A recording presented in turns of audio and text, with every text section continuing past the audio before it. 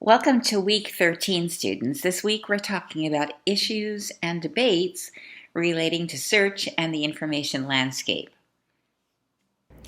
Our essential questions for this week are: what are the thorny, critical issues around the world of search and the information landscape? How might we address these issues as information professionals as we balance professional principles and values? What are your professional principles and values, and what do you stand for? We'll investigate: should libraries be neutral in the way we operate relating to search and building our collections and working with our patrons? And as an information professional, what are your takeaways, thoughts, and responses to the readings and viewings we'll share this week? Our agenda for this week will be, instead of me suggesting what you're going to read and discuss, I'd like you to bring your own reading or viewing for a mini kind of unofficial debate. You'll sign up for your issue choice or suggest a new issue. There will be a short issues playlist. I'll ask you to consider what you stand for for some of you, your first semester, and for others of you, being a little further along in our program. So for your mini debates, what I'll expect you to do is search for a killer article or a viewing on one of the issues listed below, or another issue of your choice if you feel strongly that an important issue is missing. In those debates, fully cite the article or viewing in APA format. Share why you selected it. Why is this particular choice a killer choice? You get to decide what the term killer means. I'm not going to tell you what it means. Take a strong stand on your issue and defend it. Make that argument. Either agree or disagree with the authors if the article isn't neutral. If there's a bias and you feel very much in favor of it, back it up. If not, argue it. I do not want to see a paper. I want to see 2 or 3 paragraphs with your strong assertion, your arguments, and then I'd like to see you interact with others who've chosen the same thread. Please try to comment on or argue for or against at least 2 of your classmates' posts.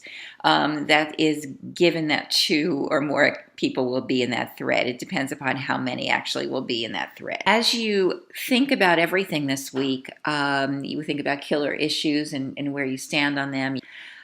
You think about the various different lenses through which we can see any issue in the information world. I'd like you to also take a little bit of time and frame your feelings, your principles, your values, your dispositions around some of what ALA has pointed to as knowledge and competency statements by the various professional organizations. There are many more. These are just some that ALA gathered. They don't only list competencies. Embedded throughout all of these are principles and values. Take a look at them, think about what your emerging values as a professional are, and there's a very brief prompt in the discussion, 4 or 5 sentences, on what it is you stand for. And I think it's especially important to look at that as we talk about issues, because your principles and your values should guide where you stand and where you decide later on to take action as a professional.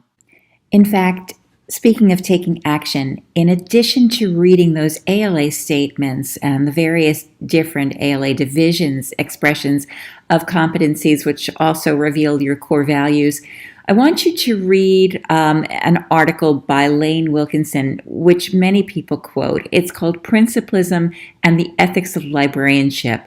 And Wilkinson contends that it is not just the core values that should lead us in our decision-making and our taking of action. We also need to consider principles. And very often, our decisions are really not as clear as it might be good to hope, that we're really balancing and we're weighing the moral dilemmas against competing principles. And that's what makes them challenging. And so how do we make those judgments relating to balance? And I think that this will resonate with you as you move into practice, as you make your day-to-day decisions. I want to share with you just a couple of quotes from the Wilkinson article. For example, when confronted with a patron request for information on how to build a pipe bomb, a reference librarian is bound by a great many moral obligations. From professional codes of ethics, the librarian has obligations to uphold intellectual freedom and provide equitable access to information. However, from a more general moral position, the librarian also has an obligation to prevent harm to others. The problem here is not that the librarian has a problematic professional code of ethics or the wrong normative theory. The problem is that the librarian is bound by multiple moral obligations that cannot be met simultaneously.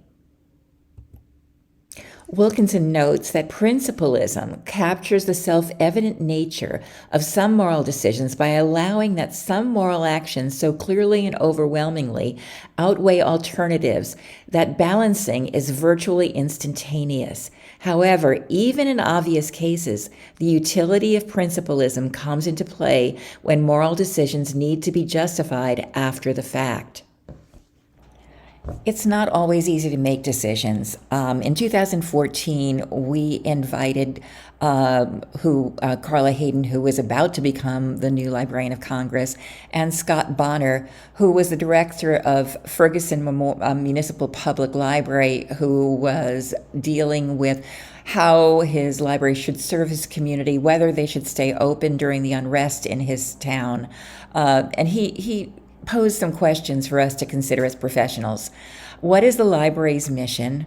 Who am I serving? And a corollary to that is how can I protect the safety of the people I'm serving?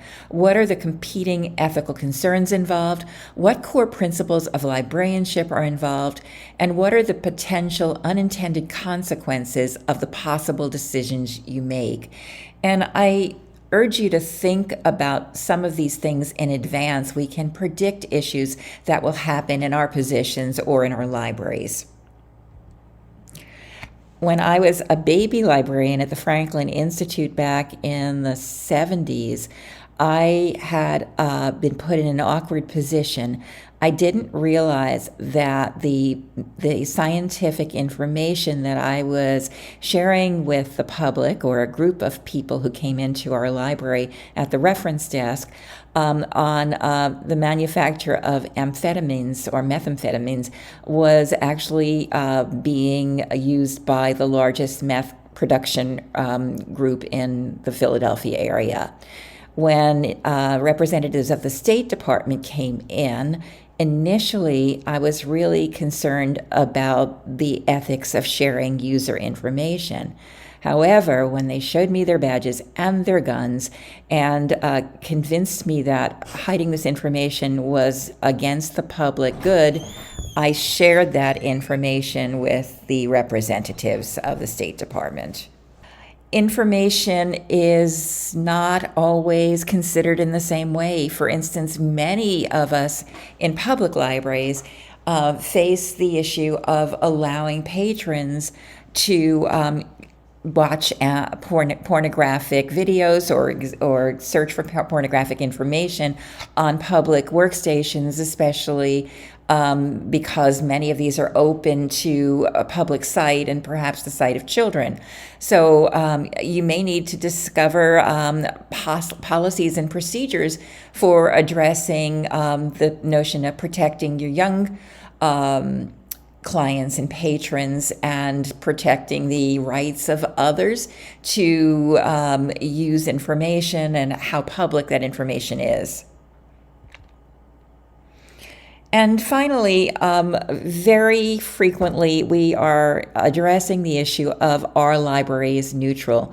This was the subject of a very popular panel discussion at ALA Midwinter in 2018, led by then ALA President Jim Neal. Here is just a brief recap of that session. Our library is neutral. Have they ever been? Should it be? Neutrality is about the refusal to deny people access to a shared resource just because we don't like the way they think. That doesn't mean that anyone is immune from criticism. In fact, they can expect it. But first, they get to speak. Everyone gets a seat at the table. But my question is, how does the library remain neutral on this issue? book, another side says remove it. You can't have and not have the book at the same time. None of us, I think, work in Schrodinger's library. I think an active, engaged, continually reaffirmed neutrality is just the first rung on the ladder to advocacy and social justice. Let us stop debating over how to be neutral and start arguing about how to use our power as a profession to shape a better society. A society that, if we are going to claim can be better, can be improved, that we are going to be passionate advocates, not passionately neutral, that we must acknowledge that we have a point of view and we must work every day to be honest brokers of a better tomorrow. I hope that we can all think about what do we want to pull from either side of this.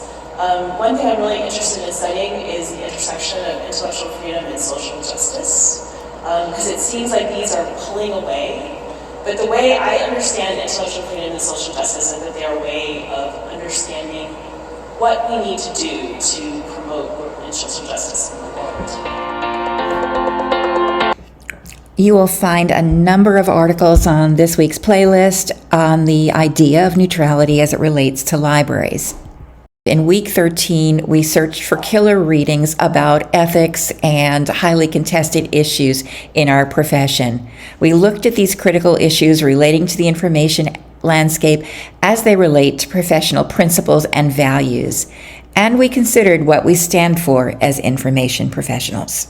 See you in the threads.